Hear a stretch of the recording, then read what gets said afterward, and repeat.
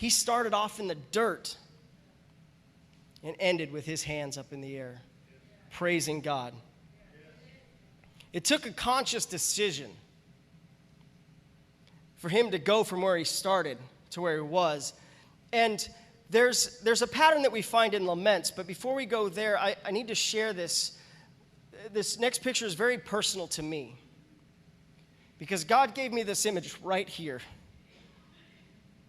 Several years ago, when my father passed away, there's a lot of stuff that happened in our family.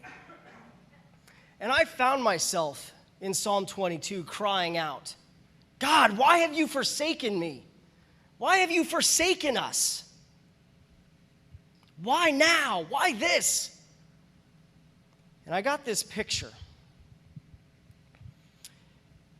He showed me, well, this is where you started. You start as a shack. Before he did that, though, he showed me these pictures and he said, you asked for this.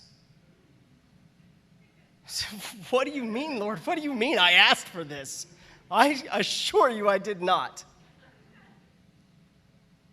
He said, son, if you want me to make things better, we got to clear out that old stuff. We can't turn that shack into a mansion without some construction, without breaking some things down, without going down to the foundation.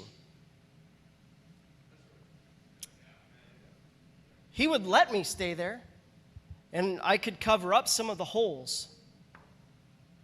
But that's not what he had planned.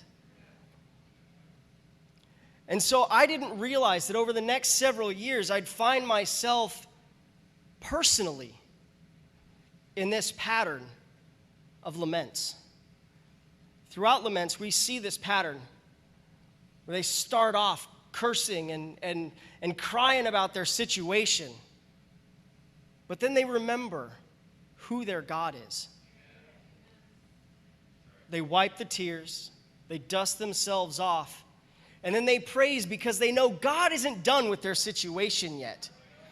And so I want to encourage you right now, and this is where I'm getting really excited about preaching on a lament, is because God didn't tell me to stay in the first part of the lament, the first part of this psalm.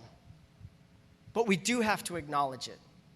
We have to acknowledge that so many of us are right now, we're still in the first part of this phase.